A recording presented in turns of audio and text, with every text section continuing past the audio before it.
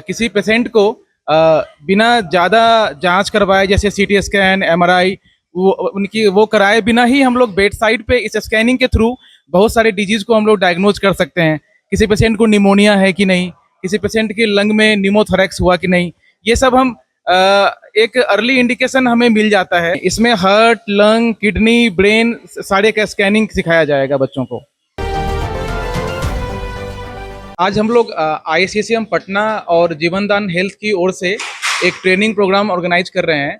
इसमें हम लोग जो भी बडिंग इंटेंसिविस्ट हैं, जो कि अभी एमडी कर रहे हैं या डीएम कर रहे हैं, अभी डिफरेंट मेडिकल कॉलेजेस से, उनको हम लोग स्कैनिंग के तरीके बता रहे हैं कि कैसे हम बेड साइड पे किसी पेशेंट को बिना ज़्यादा जांच करवाए, जैसे सीटी स्कैन, एमआरआई, वो कराए बिना ही हम लोग बेड साइड पे इस स्कैनिंग के थ्रू बहुत सारे डिजीज को हम लोग डायग्नोज कर सकते हैं।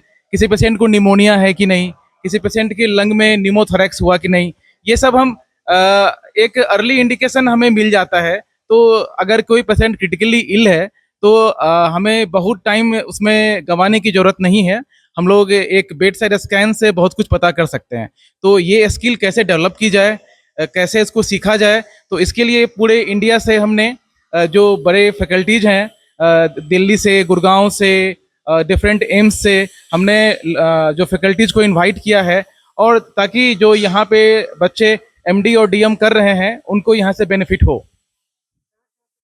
आपको एफएमआरआई गुड़गांव, फिर आपको ये मैक्स आपका दिल्ली, फिर आपको ये एम्स देवघर, और भी बहुत सारे, यानी कि गुड़गांव, मणिपाल, वहाँ से फैकल्टीज आए हुए हैं। नहीं नहीं, इसमें हार्ट, लंग, किडनी, ब्रेन सारे का स्कैनिंग सिखाया जाएगा बच्चों को। जो भी लड़के या लड़कियां एमडी और डीएम कर रहे हैं, जो एमबीबीएस कर चुके हैं या एमबीबीएस कर रहे हैं, वो भी सीख सकते हैं। बट इसके लिए थोड़ा सा एक बैकग्राउंड स्किल का होना जरूरी है। मतलब कि ये आपका एडवांस टेक्निक है, बट ये आपका टाइम सेव करता है और मनी भी सेव करता है, और लाइफ सेव, मतलब आपका लाइफ तो सेव करता ही है।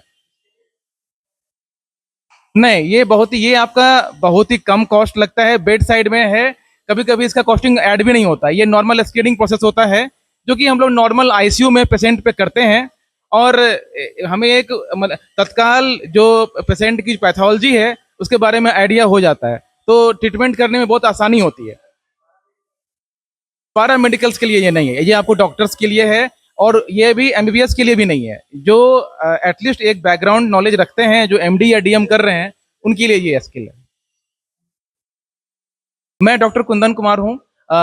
मैंने डीआरएन भी किया है क्रिटिकल केयर मेडिसिन में, राम मनोहर लोहिया जो दिल्ली में हॉस्पिटल है, वहाँ से मैंने किया है, जो कि इंडिया डॉक्टर इंस्टीट्यूट में आता है। तो जो मैंने वहाँ पर स्किल सेट सीखा है, मैं चाहता हूँ कि यहाँ पे बिहार के लोगों को मैं इसकी सेवा दे सकूँ, इसका फायदा दे सकूँ।